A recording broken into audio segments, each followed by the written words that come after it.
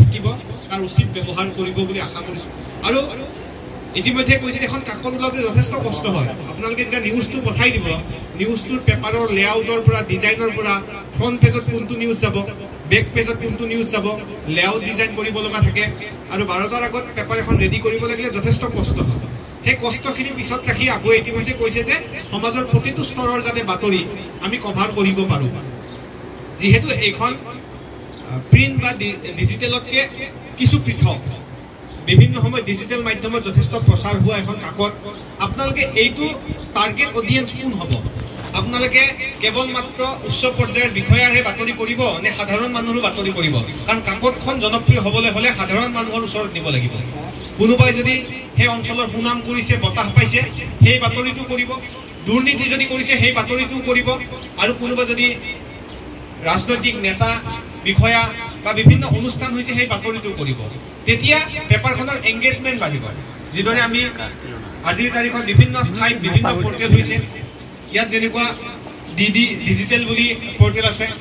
পেপাৰত কাম কৰাৰ সুবিধাটো এইটোৱে, আপোনাৰ এটা ডকুমেণ্টছ থাকিব। কিন্তু এটা ৱেব পৰ্টেলত কাম কৰিলে সেইটো ডকুমেণ্টছ হিচাপে ধৰা নহয়। আজি যদি কোৰ্টত কিবা এটা বিষয় উত্থাপন হয় বা বিধানসভাতো বিষয় উত্থাপন হয়, কাকতৰ ওপৰত ভিত্তি কৰি হয়, কিন্তু ভিডিঅ'ৰ ওপৰত ভিত্তি কৰি নহয়।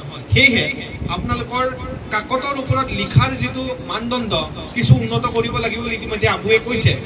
কাৰণ ডিজিটেলত ভিডিঅ' এটা ল'লে, ফুটেজ অলপ ল'লে, বাইটটো ল'লে, ডাবল উইণ্ড' কৰি আপাৰ লাইন এটা লিখি দিলেই নিউজটো হৈ যায়। কিন্তু পেপাৰৰ ক্ষেত্ৰত তেনেকুৱা নহয়।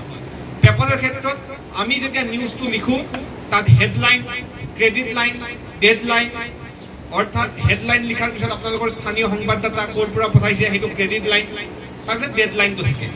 তাৰপিছত আমি লিড, বডি, কনক্লুজন।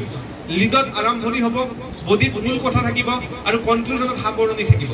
আমি সামৰণিত কিবা এটা ধৰা দুৰ্নীতি হৈ আছে, আমি নিজৰ ফালৰ পৰা নকওঁ যে দুৰ্নীতি হৈ আছে। স্থানীয় লোকে অভিযোগ উত্থাপন কৰিছে, ইতিপূৰ্বেও কেইবাটাও দুৰ্নীতি সংঘটিত হৈছে, কিন্তু এই ক্ষেত্ৰত প্ৰশাসনে কোনো ব্যৱস্থা গ্ৰহণ কৰা নাই। এতিয়া পৰৱৰ্তী সময়ত লক্ষণীয় হ'ব এই ক্ষেত্ৰত প্ৰশাসনে কি ব্যৱস্থা ল'ব।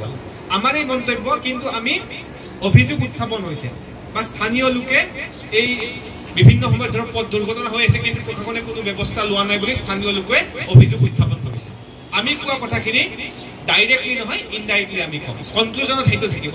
ষ্টাৰ্টিঙত আমি 5W1H, ক'ত, কেতিয়া, কিয়, কেনেকৈ, কোনে, সেই গোটেই কথাখিনি লিখি বডিত আমি মূল কথা লিখিব লাগে। যদি আমি কিবা ৰাজহুৱা সভাত গৈছোঁ, আমি আজি ধৰক এই বাতৰিটো যেতিয়া পৰিৱেশন কৰিম, আমি মঞ্চত যিমানজন আছোঁ, এই গোটেইকেইজন মানুহৰ আমি যদি কেৱল দুজন মানুহৰ নাম দিওঁ, বাকী কেইজনৰ যদি নাম নিদিওঁ, বাকী কেইজনে পেপাৰখনক গুৰুত্ব নিদিব। সেয়েহে যিহেতু পেপাৰত আমাৰ লিখাৰ যিহেতু স্থল আছে, নিউজটো যদি 2টা পেৰেগ্ৰাফ হ'ব লাগিছিলে, 4টা পেৰেগ্ৰাফ হ'লেও তাত যদি আকৌ 10জন মানুহৰ নাম সোমাই যায়, তাৰ আপত্তি নাই।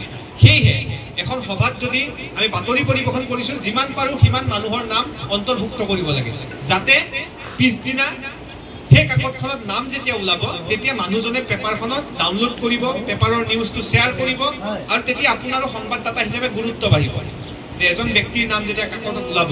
সেয়েহে আপুনি চাব, যিবিলাক প্ৰতিদিনে প্ৰকাশ পোৱা বাতৰি 16 পেজ, 14 পেজ তেনেকুৱা হয়। অসমীয়া প্ৰতিদিন, আমাৰ অসম, দৈনিক অসম, অগ্ৰদূত, অসমীয়া খবৰ, তেওঁলোকৰ কাকতবিলাক 14 পেজ, 15 পেজ হয়। তেওঁলোকৰ টিমো ডাঙৰ যথেষ্ট। আৰু তেওঁলোকে যিহেতু চৰকাৰৰ পৰা বিজ্ঞাপন পায়, বিজ্ঞাপনৰ বিষয়টো এটা কিছু বেলেগ। যেনেকুৱা ধৰক নিয়মীয়া বাৰ্তাই যিমান বিজ্ঞাপন পায়, প্ৰতিদিনে সিমান বিজ্ঞাপন নাপাবও পাৰে।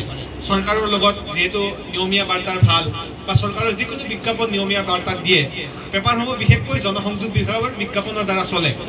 সেয়েহে পেপাৰখন ইতিমধ্যে আবুৱে কৈছে যে আপোনালোক হৈছে মূল স্তম্ভ।